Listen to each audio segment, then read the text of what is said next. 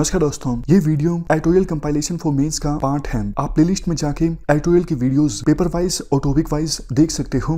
और अगर आप दिसंबर 2019 के बाद की वीडियोस को देखना चाहते हो तो वीडियो के नीचे मौजूद ज्वाइन बटन की सहायता से आप मेंबरशिप को ज्वाइन कर सकते हो। चलिए डिस्कशन स्टार्ट करते हैं।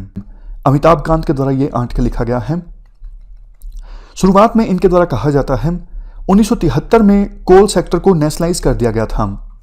इसका इंडिया को नुकसान ज़्यादा हुआ है, फ़ायदा तो बिल्कुल भी नहीं हुआ है। आज देखो इंडिया सेकंड लार्जेस्ट इंपोर्टर है कोल का। और दुखद बात यह है हमारे पास कोल रिजर्व्स काफ़ी ज़्यादा हैं, लेकिन हमने एक्सप्लोर नहीं किया है उनको। इसी वजह से हमें कोयला दूसरे देशों से इंपोर्ट करना पड़ता है।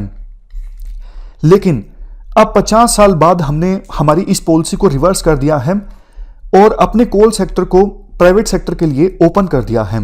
इससे कोल सेक्टर में इन्वेस्टमेंट ज़्यादा आएगी और जो इन्वेस्टमेंट आएगी कोल सेक्टर में, इससे इंडिया को काफ़ी ज़्यादा फायदा होने वाला है। सबसे पहला फायदा तो देखो यही होगा, हमारे देश में कोयले का ज़्यादा एक्सप्लोरेशन होगा, कोयले की माइनिंग ज़्यादा होगी, तो फिर हमें दूसरे देशों से कोयले को इंपोर्ट नहीं करना पड़ेगा। 2018-19 में हमने 1.7 लाख करोड़ का कोयला इंपोर्ट किया था दूसरे देशों से। ये हमारी टोटल डिमांड का ऑलमोस्ट 25% है। बट अब कोल सेक्टर प्राइवेट अपॉर्चुनिटीज़ के लिए ओपन है। प्राइवेट कंपनीज कोल माइनिंग कर सकेंगी और हमें दूसरे देशों पर डिपेंडेंट नहीं होना पड़ेगा कोयले को इंपोर्ट करने के लिए। दूसरा फ़ायदा ये होगा, देखो कोयले की माइनिंग अगर ज़्यादा होती है हमारे देश में तो एम्प्लॉयमेंट अपॉर्चुनिटीज़ जनरेट होंगी। और जहाँ पे कोयले की माइनिंग हो रही है वहाँ पे इंफ्रास्ट्रक्चर क्रिएट होगा, आसपास के लोगों को फ़ायदा होगा अगर डेवलपमेंट होती है। काफ़ी सारे एग्जांपल्स हैं, जैसे हिंदुस्तान जिंक का एग्जांपल है। हिंदुस्तान जिंक ने कोल माइनिंग की और इससे जहाँ पे कोल माइनिंग की गई, जहाँ पे कोल ब्लॉक्स थे, वहाँ पे आसपास के ट्राइबल कम्युनिटी को बहुत फ़ायदा हुआ, उनको रोज़गार मिला, इंफ्रास्ट्रक्चर क्रिएट हुआ, आसपास के एरियाज़ के लोगों को डेवलपमेंट का लाभ मिला। अब तो देखो डिस्ट्रिक्ट मिनरल फंड का भी प्रोविज़न है। इस फंड में जिस भी कंपनी को कोल ब्लॉक लीज पे दिया गया है वो कुछ रॉयल्टी देंगी इस फंड के लिए, और इस फंड की सहायता से जहाँ पे माइनिंग हो रही है वहाँ के आसपास के लोगों की वेलफेयर के लिए इस फंड का पैसा खर्च किया जाएगा। तीसरा फायदा ये होगा, स्टेट्स को रेवेन्यू मिलेगा। अभी देखो कोविड-19 की महामारी की सिचुएशन में स्टेट्स की वैसे भी शिकायत है, हमारा जो रेवेन्यू है काफ़ी ज़्यादा कम हो गया है, वो सेंट्रल गवर्नमेंट से पैसों की डिमांड कर रही हैं। अगर कोल की माइनिंग ज़्यादा होती है हमारे देश में तो फिर स्टेट्स को रेवेन्यू प्राप्त होगा। कोल सेक्टर देखो 100% FDI को अलाउ करता है, तो फॉरेन इन्वेस्टमेंट भी काफ़ी आएगी हमारे देश में कोल सेक्टर में इन्वेस्ट करने के लिए। नेक्स्ट, वैसे देखो सेंट्रल गवर्नमेंट ने ऑलरेडी कहा है हम काफ़ी ज़्यादा इन्वेस्टमेंट करने वाले हैं कोल माइनिंग के आसपास के एरिया में ट्रांसपोर्टेशन इंफ्रास्ट्रक्चर क्रिएट करने के लिए। और ज़्यादातर देखो जो कोल रिजर्व्स हैं हमारे सेंट्रल इंडिया में हैं या फिर ईस्टर्न इंडिया स्टेट्स में हैं, और यहाँ पे थोड़ी गरीबी ज़्यादा है क्योंकि यहाँ पे इंडस्ट्रियल बेस नहीं है। बट कोल माइनिंग अगर ईस्टर्न इंडिया स्टेट्स में और सेंट्रल इंडिया स्टेट्स में ज़्यादा होती है तो वहाँ पे जैसा हमने डिस्कस किया इंफ्रास्ट्रक्चर ज़्यादा क्रिएट होगा, ट्रांसपोर्ट ज़्यादा क्रिएट होगा, तो यहाँ पे भी डेवलपमेंट आएगी।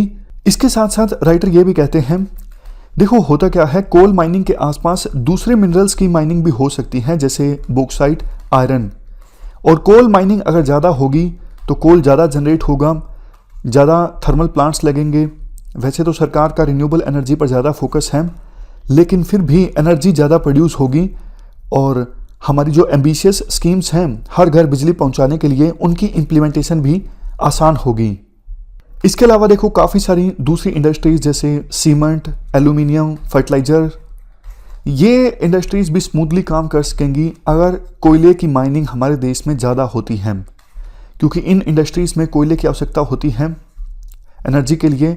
अगर बाहर से इंपोर्ट होता है कोयला तो महंगा पड़ता है, तो इन इंडस्ट्रीज़ में जो उत्पादन है वो भी महंगा हो जाता है। लेकिन हमारे देश में ही कोयले की माइनिंग होगी, कोयला सस्ता होगा, इन इंडस्ट्रीज को भी सीधा सीधा फायदा होगा। नेक्स्ट आर्गुमेंट, देखो फॉरेन इन्वेस्टमेंट जब हमारे देश में आएगी कोल सेक्टर में तो टेक्नोलॉजी भी आएगी, ना सिर्फ पैसा आएगा बल्कि टेक्नोलॉजी भी आएगी, तो इससे हमारे देश को ही फायदा होगा अगर टेक्नोलॉजी ट्रांसफर होता है। जैसे देखो प्राइवेट बैंक्स हमारे देश में आए तो बैंकिंग सर्विसेज का एक्सपेंशन हुआ, उसी प्रकार से कोल सेक्टर में भी अगर प्राइवेट कंपनीज आती हैं तो कोल सेक्टर को ही फायदा होगा। इसके बाद आर्टिकल में कहा जाता है सरकार का देखो specific focus gasification of coal पे काफ़ी ज़्यादा है, ताकि जो गैस जनरेट होगी सिंथेटिक गैस या फिर दूसरी गैसेस उनका इस्तेमाल किया जा सके ट्रांसपोर्ट सेक्टर में और कुकिंग में, और ये जो गैस इस्तेमाल होगी ये काफ़ी ज़्यादा क्लीन होगी, सस्ती भी होगी। इसलिए सरकार ने एक एम्बिशियस टारगेट रखा है 2030 से पहले 100 मिलियन टन कोल का गैसिफिकेशन होगा। इसके बाद देखो राइटर ये भी कहते हैं कुछ लोग जो ऑब्जेक्शंस रेज करते हैं कोल माइनिंग अगर हमारे देश में ज़्यादा होगी तो इन्वायरमेंट को नुकसान पहुंचेगा। राइटर कहते हैं देखो सफिशिएंट प्रिकॉशंस बरती जा सकती हैं कोल माइनिंग में ताकि इन्वायरमेंट को नुकसान ना पहुंचे।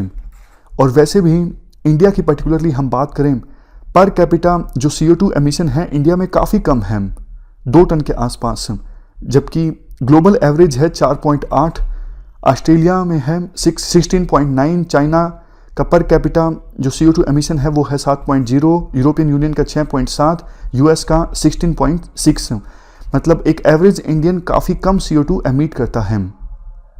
और जितना होगा उसको भी कंट्रोल करने के लिए क्रिटिकल और super critical power plants establish किए जाएंगे, वो भी एडवांस टेक्नोलॉजीज के साथ, तो इससे पोल्यूशन कम होगा और इलेक्ट्रिसिटी ज़्यादा जनरेट होगी। कहने का मतलब ये है हम देखो इन्वायरमेंट को कंजर्व कर सकते हैं, मतलब इन्वायरमेंट के प्रति हमारी जो कमिटमेंट है उसे पूरा कर सकते हैं, अपनी ग्रोथ एस्पायरेशंस को पूरा करने के साथ साथ दोनों में बैलेंस हम इस्टेब्लिश कर सकते हैं। तो ये हमने पूरा आर्टिकल डिस्कस किया। इस डिस्कशन में फिलहाल इतना ही है। Thank you very much for discussion.